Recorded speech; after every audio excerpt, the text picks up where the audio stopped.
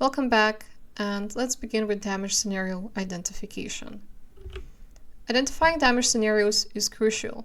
A damage scenario describes an adverse consequence that affects a vehicle's functions, potentially leading to harm to road users, financial losses, or privacy breaches. Why is this important? Because by understanding potential damage scenarios, we can anticipate the impact of cybersecurity threats and develop strategies to prevent these scenarios from occurring. This is a foundational part of the TAR process, helping us prioritize which assets and systems need the most protection. Within this stage of the TAR process, we will identify damage scenarios and determine impact of the damages. In addition to that, it is essential to identify which assets are being affected in the damage scenario, along with their associated security property that is being affected.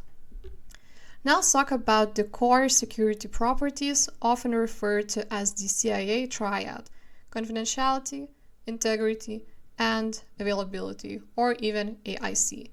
These are the foundational principles of cybersecurity. Confidentiality. Ensuring that sensitive information is accessed only by those with the right permissions. Think of this as protecting the privacy of data transmitted between the vehicle and external systems. Integrity. Ensuring data remains accurate and unaltered. For example, preventing tampering with sensor data that the vehicle uses for safety-critical decisions. Availability. Ensuring that systems and data are accessible when needed. Imagine a scenario where a denial-of-service attack prevents the car's emergency braking system from activating. This could have life-threatening consequences. We also expand beyond CIA to include AAAN. Authentication. Verifying the identity of users or devices before granting access. Authorization. Ensuring that only authorized entities can access or control specific vehicle functions. Accountability. Keeping an audit trail so that actions are traceable back to specific users or entities. Non-repudiation. Ensuring that actions taken cannot be denied later, which is crucial for things like over-the-air software updates. So what is it? I briefly mentioned it at the start of this video, but let us go back to it. So according to ISO SC 21434, a damage scenario is defined as an adverse consequence involving a vehicle or its functions, which directly affects road users or other stakeholders. The impact of these scenarios can range from safety issues like loss of control to operational disruptions and privacy breaches. In practice, identifying damage scenarios involves considering how the vehicle's functionality might relate to potential harm, and specific types of damage that could occur to the stakeholder if a system is compromised, such as physical injury or financial loss. To put this into context, let's look at some real-life examples. In 2014, hackers demonstrated how they could remotely control a Jeep Cherokee steering, brakes, and transmission through its Uconnect system, potentially causing severe accidents.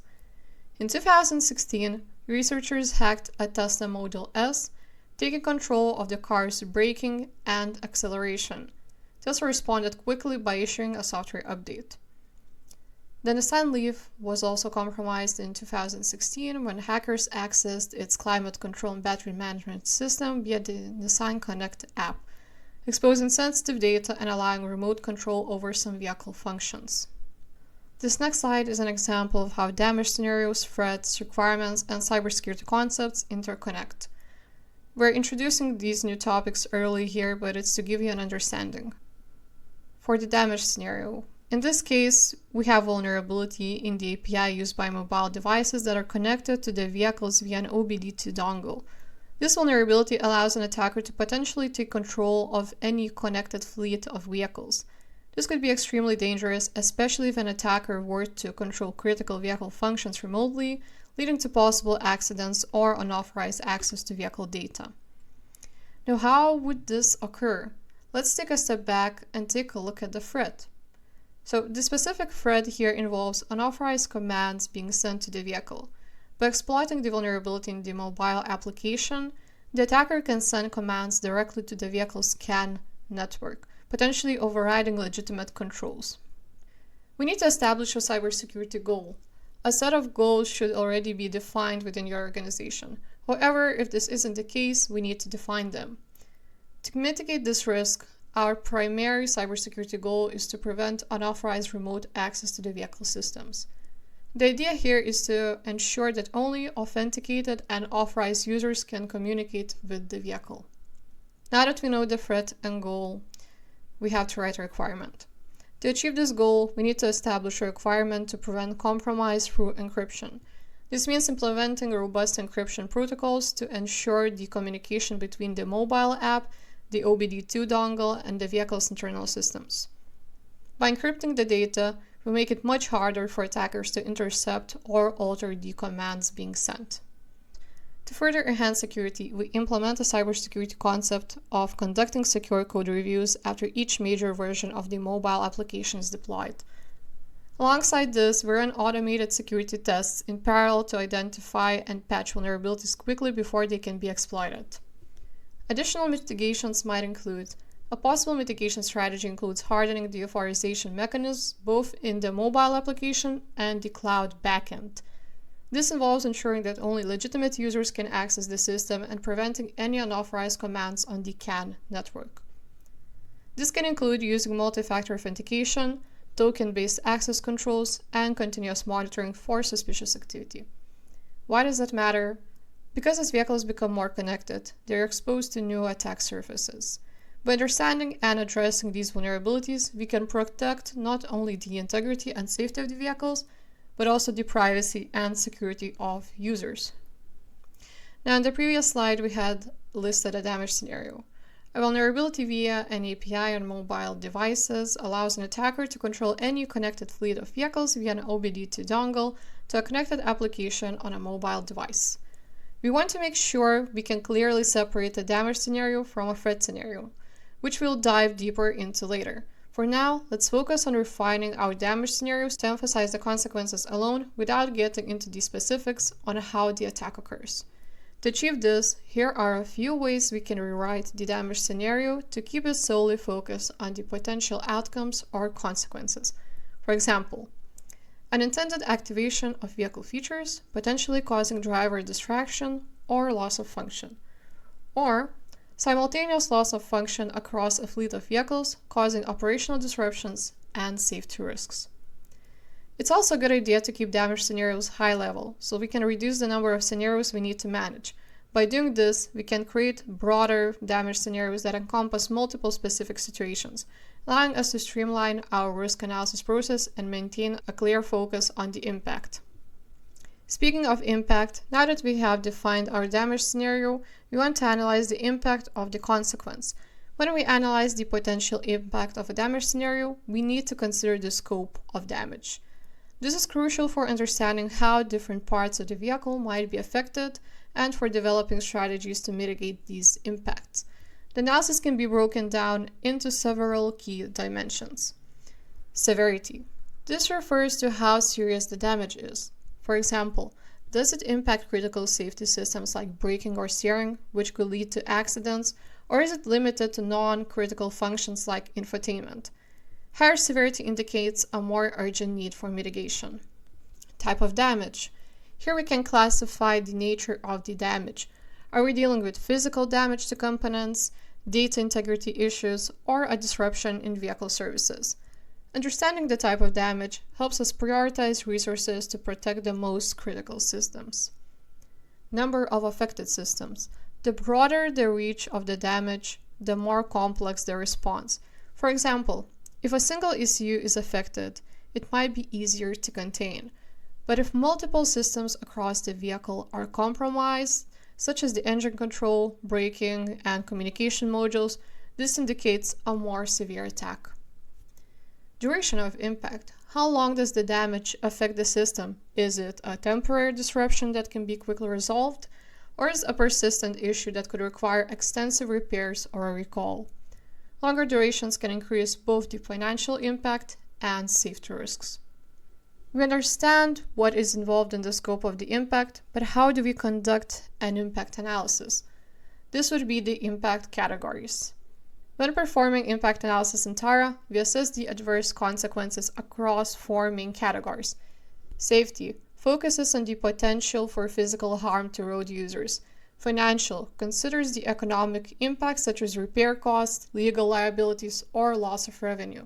Operational evaluates how the damage affects vehicle functionality and operations, such as whether the vehicle can still operate normally or experiences significant disruptions. Privacy concerns unauthorized access to sensitive data, such as user information or personally identifiable information. The impact is measured on a scale from negligible to severe. If we take moderate as an example, in terms of safety, we have light injuries. In terms of financial, we have moderate losses. In terms of operational, we have vehicle is mostly operational. And in terms of privacy, it means we have significant inconveniences. So if you want, you can pause this video and take some time to go through the whole table and read it for yourself. Let's take a practical example. Suppose a vulnerability in the vehicle's connected system allows unauthorized access to critical driving controls. Safety impact S3. This could result in unintended braking or acceleration, causing severe accidents. Financial impact F2. Costs associated with recalls, repairs, or legal liabilities. Operational impact O2. Disruption in the vehicle's ability to function safely, potentially leading to a complete shutdown. Privacy impact P2. Exposure of user data if attackers access the vehicle's internal systems and stored information. Just again to summarize, the example says, suppose a vulnerability in the vehicle's connected system allows unauthorized access to critical driving controls. So once again, for safety, we have put S3, meaning life-threatening. For financial impact, we have put F2, substantial losses. For operational impact, we have O2, serious limitation in vehicle operation. And for privacy impact, we have put P2, serious impact on personally identifiable information. Now remember, in the end, the highest impact level is taken into consideration. So if we determine that the safety impact is a 3 and the privacy is a 2, then we consider the overall impact level as a 3. But still equally important to fill out all categories, so when you go back to review your TARA, you have an understanding of impact in all categories, unless there is a specific stakeholder looking at one or two of the categories only. Now, why is this important?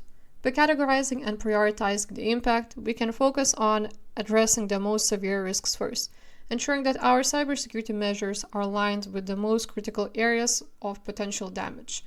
This structured approach helps organizations allocate resources efficiently and protect both vehicle safety and user data. Here's the example provided from the standard, and as you can see, they chose to only show the highest impacted category and rating. So let's read through the example. The first damage scenario described here is vehicle cannot be driven at night because the driver perceives the headlamp function was inhibited while parked. So the impact category here is O, meaning operational, and the impact rating is major. The second damage scenario that we have here is front collision with a narrow stationary object, for example a tree, caused by unintended turning off of headlamp during night driving at medium speed.